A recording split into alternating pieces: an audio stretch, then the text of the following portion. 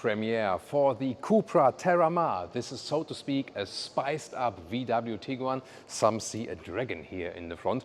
I see Zelda Triforce in the headlamps, definitely. But what is the Cupra Terramar all about, this very new model with Thomas & Autogefühl in 4K, full screen, full length? Let's go with this new Cupra design front. We've recently seen it in the Formentor facelift. This one here, an all-new model. It will be built together with the Audi Q3, the upcoming generation, in Hungary, in the plant there. And as I said, also a sister or brother to the new VW Tiguan. Just that we have here this more aggressive Cupra styling and, as I mentioned, these special headlamps here. And you can optionally get HD matrix LED. They also are present right here. Dark Void is the color here. It is this, very interesting, I would say, what would you say? How would you call this color? It's like purple, yeah. Thank you, Leah. You know, Leah is so much better with colors. You know, there's always discussion in the wardrobe, and it's like, I see gray, and she's like, no, that's blue. You know, but yeah.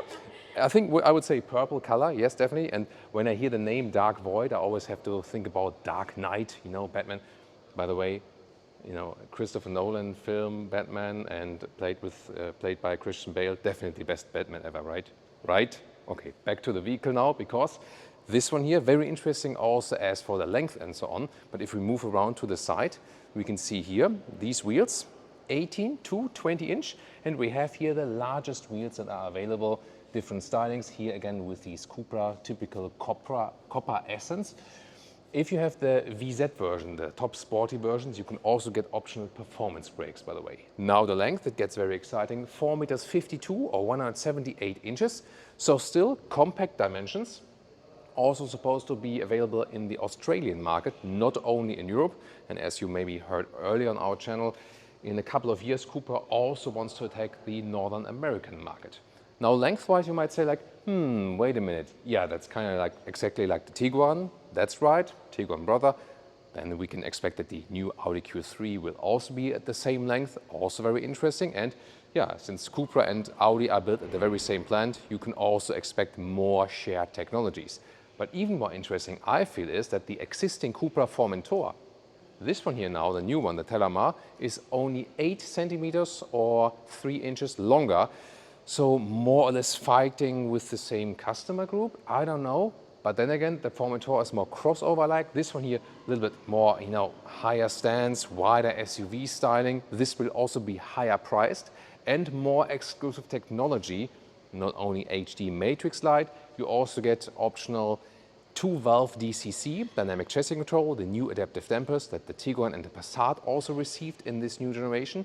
Standard would be a sport suspension plus progressive steering, that you don't have to steer that much and so on. So a sport is set up as standard, and an option also DCC that can rule between the sportiness and comfort spectrum. And there will be exclusive interior technology, so this will be way more upmarket than a Cupra Formentor, and I think we will also see that in the pricing. Then towards the rear, we have the light strip, it goes all the way through. Yeah, the studio setup here today is a little bit tight, so I have to see that I don't run against these concrete pillars here, but it looks pretty cool, definitely. Even though it's not the best light, maybe, but we'll work with what we have, definitely. Then the big Cupra badging here, and you know, I have one of our favorite meme shirts, the Autogefühl Fake Exhaust Police. You can get it now in our in the shop under the video description, or also the video description and the pinned comment and so on. You see the link to the shop. You can also buy your piece. And is it a fake exhaust down here? I would say it is maybe like a silhouette of a exhaust note graphic. I don't know. What would you say? Maybe not exactly a fake exhaust, but yeah, something visually a little bit reminding us of that. But I think here the Autogefühl Fake Exhaust Police says, yeah, it's still okay. And with the matrix LED, you also have these cascading turning indicators here in the rear. Oh, and a small Terramar illuminated badge here at the side. It's also pretty nice, right? Can we see? There we go. There we go. Oh, cute. And you also get a nice welcoming or goodbye light here. A light show in the front over here, dancing Triforce, maybe we can call it that way. And you might argue that the light show for the rear might be even more impressive with the logo, and then it runs through. Yeah, very nice, isn't it? Maybe you see here that it is built together with the Audi Q3 in the Hungary plant because, you know, Audi does this light feature always, and now Cupra is doing that as well. Under the hood with the engines, this will also be interesting. So we have hydraulic struts or gas struts. Very, very nice. This is the plug-in hybrid version and the top version, 272 horsepower. Also the VZ version, one of two top sporty versions. This is also the main thing about this vehicle here. There are two plug-in hybrids available based on the 1.5 TSI and either 272 horsepower or 204 horsepower, both with a 20 kilowatt hour net battery. So this is substantial, 80 kilometers, 50 miles of pure electric range, for example. These VZ versions can also be equipped with performance brakes, told that earlier already.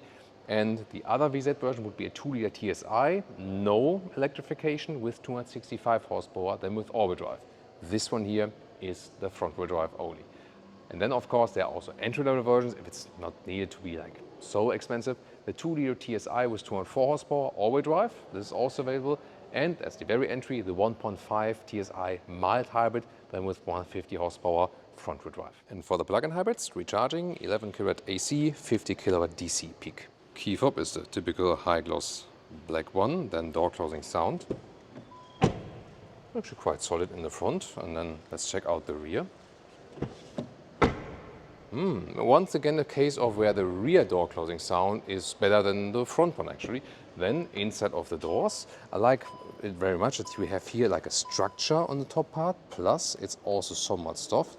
And then here we can soon also see this also with ambient lighting integration from behind. Then here some leatherette and normal window levers, optional 12-speaker Sennheiser sound system, no covering here from the inside of the doors whatsoever. A nice Cupra entry badge we have here. And then this cockpit on the steering wheel, we have still real buttons, I like that. Also with the Cupra button that you can directly hop to the sporty mode, for example, with press and holding it.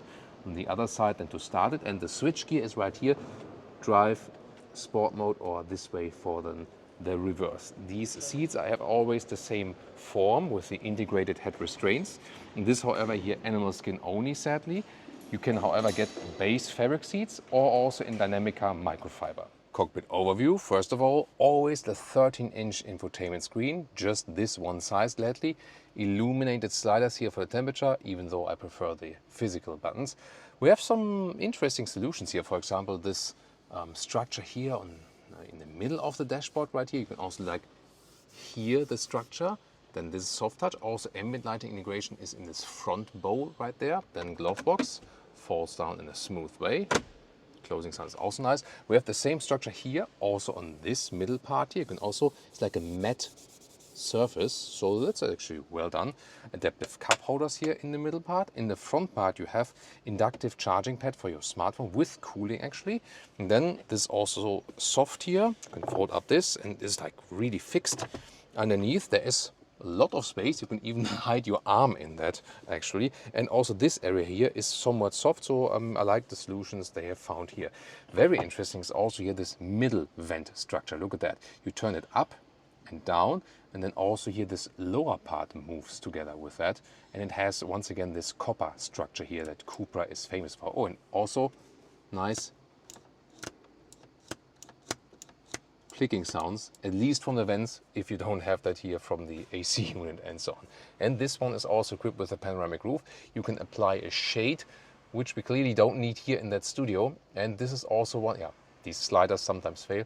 And you can also open that one still completely like this. Let's see how far it does open. Yeah, there we go. And here, by the way, you can also better see the ambient lighting integration at the inside of the doors right here. And also here on the top part, you can see when I open the door, there is something like an exit warner. Driver POV, here once again the Cupra button. You can switch through the different driving modes like this, and then as I said, press and hold directly goes to the Cupra mode. Then the digital instruments, 10.25 inch. You can also change something in the view right here, like this. And you also get a head-up display. That's, as far as I know, also not available for the Formentor. Then here in the middle part, There we go, this is the main menu. So a completely new software now, also with a different hardware backend. So this will work better than in the Formentor, also has cooler visualization and so on. This is like in the new Volkswagen models, for example. You can also see this 3D animation. And the main menu, see here also, just when I go through, is definitely way quicker. And you can also set some individual stuff for the plug-in hybrid model, for example. And since some of you asked, Leah is now showing you the CarPlay integration. Apple CarPlay, Android Auto is both available, and wireless or wired, you can actually choose that. When you activate the turning indicators, or when she does that, here, look at that. Ooh, we've seen it from BMW recently, this visualization on the interior of turning indicators, so that looks pretty fancy, doesn't it? Rear doors, hardpack here in the top part, but nice copper accentuation right here. Then this also has this, this embedded door handle, I would say, and no cladding on the inside here, all hardpack indeed. Then this bench here can be slid forward or backward, 2/3, 1/3 split. Like, yeah, it's easier when you sit on it, definitely.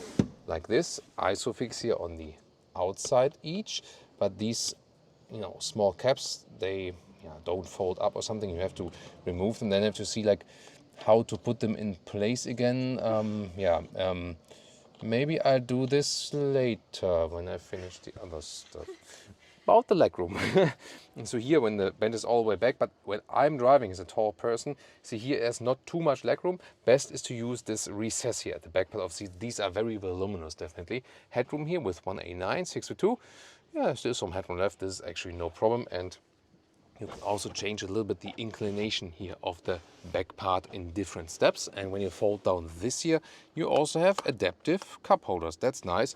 Overall, the comfort is, I would say, you sit relatively upright. That's actually cool.